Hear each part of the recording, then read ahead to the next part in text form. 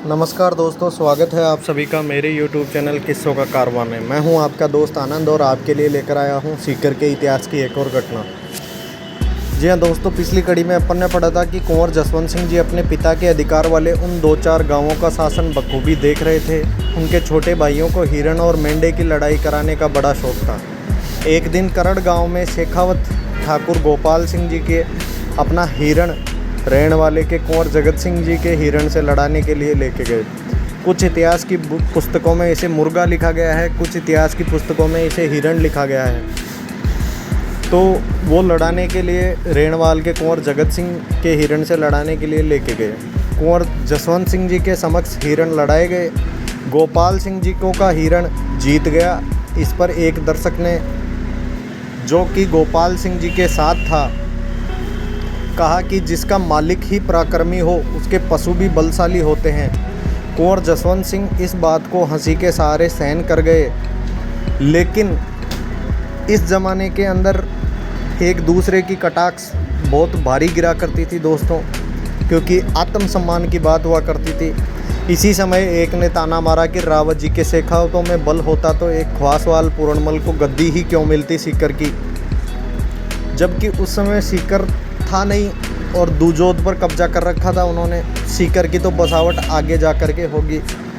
यह ताना कुंवर जगत सिंह को चुभ गया और उन्होंने उसी समय तलवार निकालकर वार करना शुरू कर दिया, जिसमें गोपाल जी के शेखावतों के 14 आदमी मारे गए।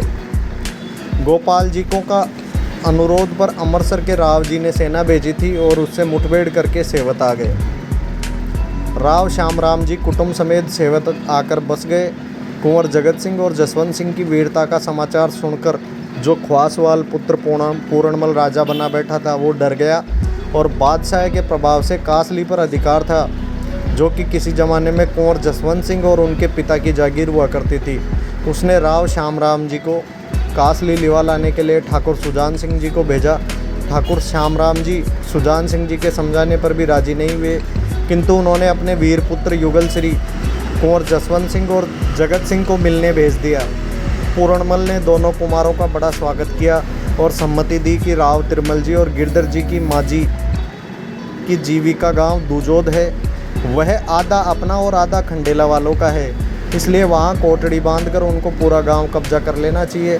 अवसर देखकर रेवासा और सीहोट भी ले लेंगे। कहते हैं कि पूरणमल ने यह सम्मति इसलिए दी थी क्योंकि दूजोद में इनके डेरा डालकर बैठने से खंडेला वालों और लाड खानियों में दुश्मनी हो जाएगी और अपना कांटा निकल जाएगा और पूरणमल पूरे तरीके से पाक साफ हो जाएगा। पूरणमल की सम्मति दोनों कुमारों को जम गई।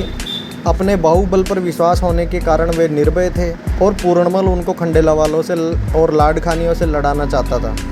अतएव पिता के पास आकर उन्हें तो सेवद ही रहने दिया और दोनों भाइयों में से कुंवर जसवंत सिंह ने दूजोद में गड्डी बनाकर रहने लगे और पूरे गांव को दबा लिया और जगत सिंह फतेहपुर में रहने लगे। पूरणमल ने उनको संतुष्ट करने के लिए 10 घोड़ों का रोजाना कासली में नियम कर दिया। उधर खंडेला में राजा बहादुर सिंह जी गद्दी पर बैठे थे। राजा बहादुर सिंह ने उन पर चढ़ाई कर दी, किंतु जसवंत सिंह ने मुकाबला करके दूजोद पर कब्जा खुद का ही रखा। इसी समय मांडोली के लाड खानियों से जसवंत सिंह जी की अनबन हो गई। मांडोली गाँव को उन्होंने आग लगा दी थी, इसलिए वे जसवंत सिंह जी के शत्रु हो गए थे। अब जसवंत सिंह जी के चारों तरफ लाडकानी ही थे, लेकिन उनको कैसे अपनी तरफ किया जाए, इस मौके की तलाश में कुंवर जसवंत सिंह जुटे हुए थे। वैसे भी कुंवर जसवंत